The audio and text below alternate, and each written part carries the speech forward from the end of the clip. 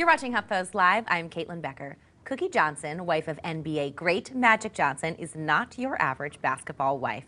She is a philanthropist and has been an HIV awareness advocate for more than 2 decades and is at the helm of a successful premium denim line. She joins us today to discuss her career, her advocacy work, and how she is mixing the two. Welcome, Cookie. Thank you. It is a pleasure to have you here. Thank you. So start me at the beginning with this amazing denim line. I assume you are wearing... I am. I'm wearing my Truth jean and my Truth t-shirt. These are the charity pieces that I created to raise money for World AIDS Day and in support of our HIV and AIDS initiative at Magic Johnson Foundation.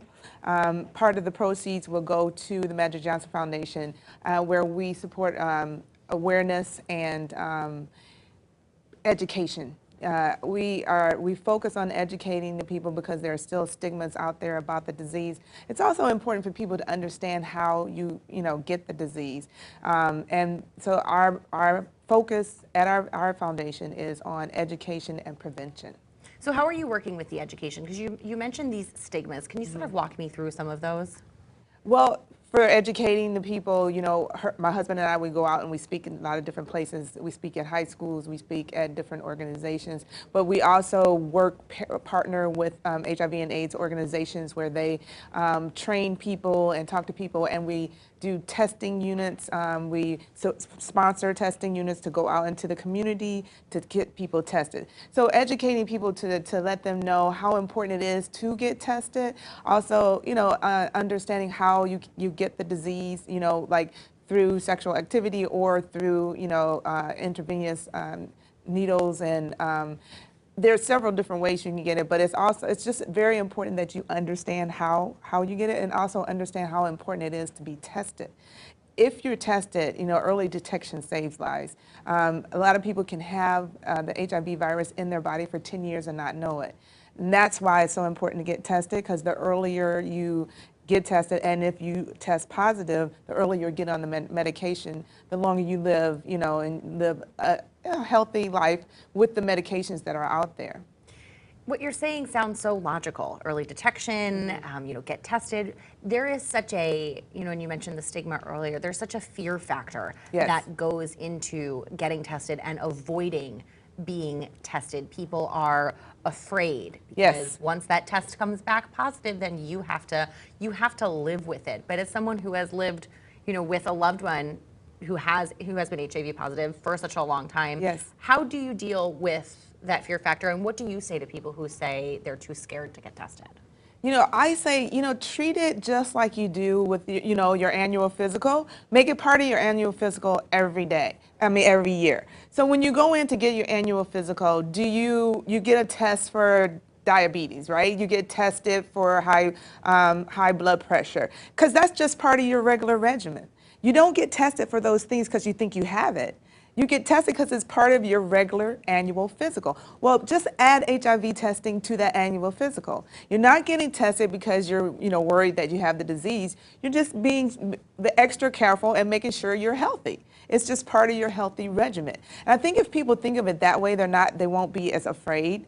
And because of course everybody's afraid that, oh my God, what if the test comes back positive? But you have to think of it in this way. If the test does come back positive, just know that you're probably catching it super early, and once you get on the medications, you can live long, healthy lives. How has perception around the HIV diagnosis changed from maybe back in the early 90s when you sort of started dealing with it for the very first time? Because putting it in the sort of collection with, you're tested for high cholesterol, you're tested for hypertension, get tested for HIV, but living with it has a different stigma than living with hypertension or high cholesterol. So has that shifted over the years? I think it has. I think back when my husband announced in 1991, people, had just started hearing about the disease, AIDS. The minute you heard AIDS, you thought it was a death sentence and the people were going to die right away.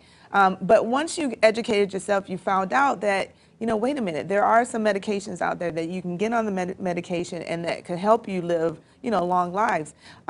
So because of that, I think back then people were very afraid of it. So they were actually anxious to read about it, understand it, educate themselves. And it's so important to tell, once you get educated yourself, to tell others about it. It's so important to talk about it, because what I think has now changed, people are now a little quieter about it. They're not as crazy because they know that you can touch people. They know, you can hug someone and it's okay.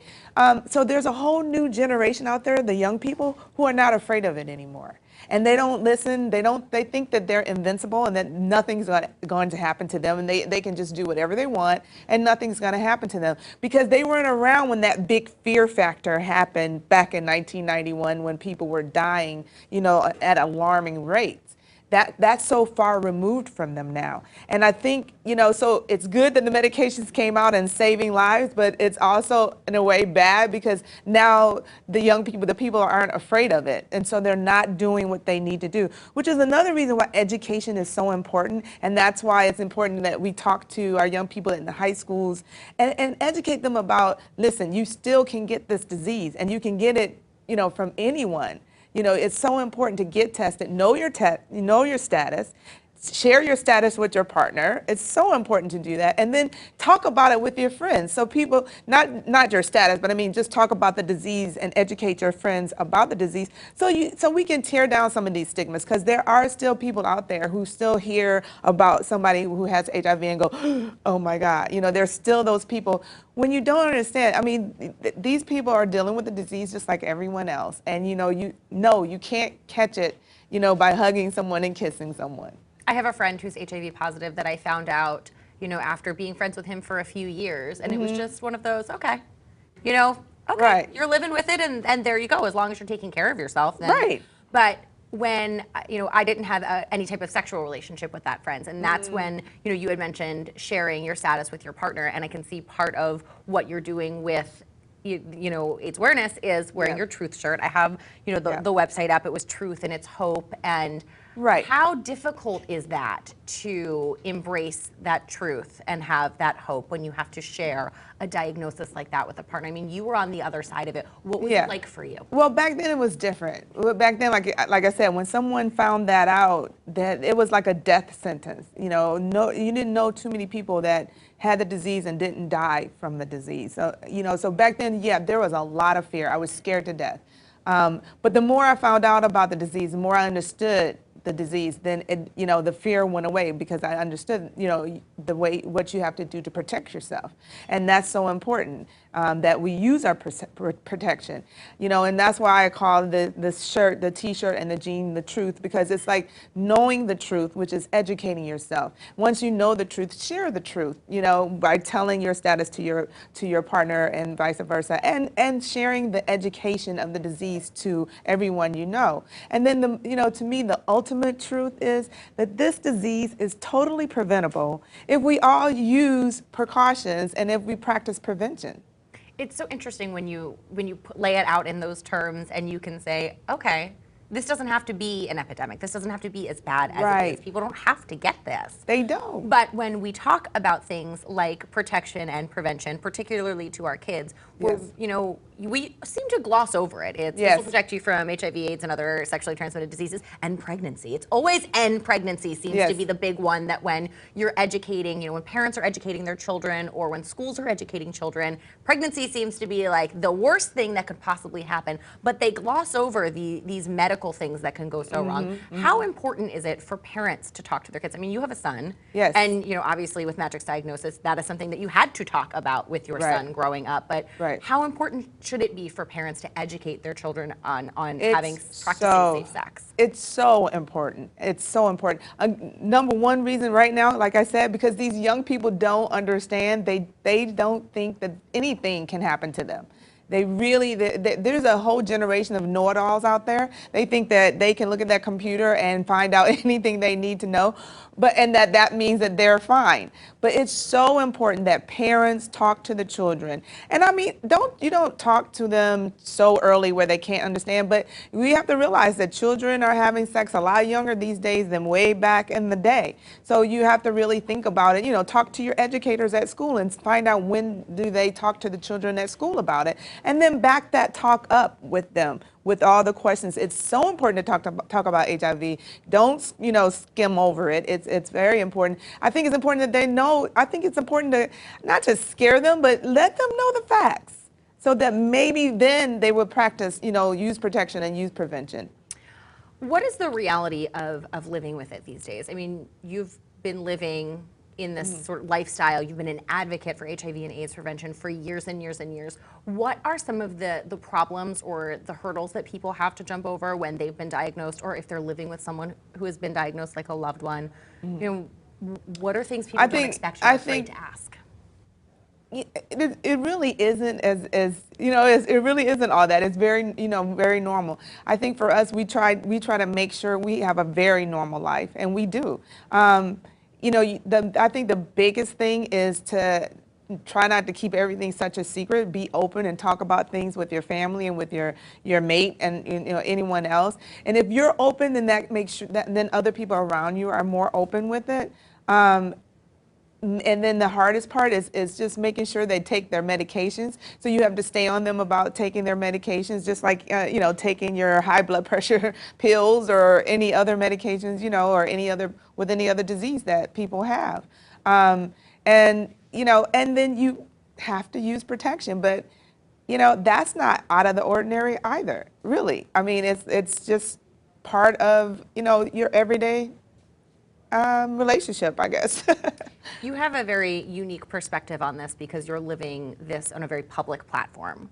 What was the reaction like when Magic first announced that? And has all of that dissipated? Because you mentioned earlier it being announced at a time back in 1991 where people were terrified of this. It was literally a death sentence. And now, all of these years later, it's manageable. But are those same responses, are those same stigmas something that you and he, your entire family really are faced with? We're not really faced with it, but the world is still faced with it. You know what I mean? I mean, we are faced with it, but now that people are educated again, people understand that you can hug people, you can talk, touch people, and it's okay. So we don't really go through, and we haven't had any problems lately. But back then, like originally my husband had endorsements, they dropped him from all his endorsements, And yes, there were people that in the very beginning, if we walked into a room, they might go, a little bit, but that's gone now because, a lot of people, again, know and understand the disease.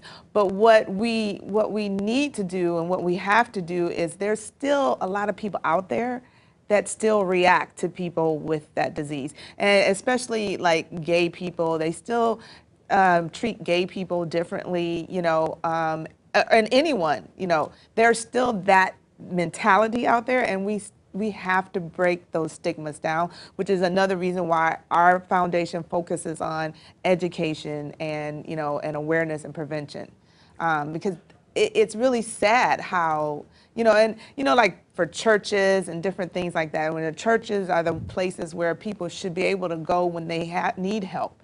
And, because it's a sexually related disease, they're treated differently. So we have to really keep talking about it, and hopefully, eventually we'll break down all those stigmas. When you're talking about something like this, you seem like just such a rock. Your family has gone through a lot, and you just seem so rock solid. I want to bring up this article from TMZ. Magic Johnson's son goes public with BF, parents so proud. Just seems to be another aspect of your family that, as you just said, something within the gay community that is met with resistance, and it can be met with hate. And you guys you meet it with such a place of strength. What was this like to see, EJ sort of come out in this way? Because he had been out to the family for years, but then to go public in such a way, how did you deal with that? For us, it wasn't, because we had already dealt with it, years ago. So for us, it was it wasn't a big deal. For it to be public is fine. It's okay because he is gay. So we're not trying to hide it, and he's never tried to hide it, you know. And he's a little when he was a little boy, you know, a mother kind of knows these things. And so as he grew up, you know, we finally, when he was at that teenage age, we had the conversation with him, and you know, and he said yes. And to me, the most important thing is to let them know that you love them, and to make sure that they know that you're okay with them and you're going to support them no matter what. These kids need that kind of support. They don't want to be, you know, ostracized, and especially at home with their own families. You know, and why should they be? You know. So it was just important to us to make sure that he knew, number one, that we were here, we loved him, and we supported him 100%. And then because of that, I think he had the confidence to just go out and be who he was. I love him. I saw him on Fashion Police. I think it was either last week or the week before that. He's always got the best bags when he's out and the paparazzi's getting him. But what people don't know that most of those bags are mom's bags. That's actually what I was going to ask you. He mentioned, I mean, you have this amazing, you have C Chain by Cookie Johnson. You're in fashion. Of course, my computer's frozen right now. I'm trying to get to it. We'll get to that in 1 second. You are in fashion. You've had, there it is. You've had the denim line, the premium denim line. Yes. Gorgeous, gorgeous jeans. He mentioned on Fashion Police that Dad and he share a love of fashion. Are you just a fashionista household? It looks like it. Yeah, you should see my daughter, our youngest. She's a fashionista also. So I guess it is. It just runs through the family. Shop in your closet for a little while. It seems like everybody has something amazing. He does have a new reality show coming up. Yes. Well, Are you just taking the typical mom approach? Yeah, you know, well, we're in a reality show. Yeah, you know, it's like it's the times. What can I say? You know, it's the times. Everyone has a reality show these days. So, you know, we're just trying to give him good, solid, you know, critiques and you know, guide him the best we can. But you know, he's 21 years old, so you have to kind of let them go and do their thing. But of course, we are behind, guiding him a little bit and hoping for the best. But I think he has a good head on his shoulders. He really has the talent to be in entertainment, and I think he's going to do well.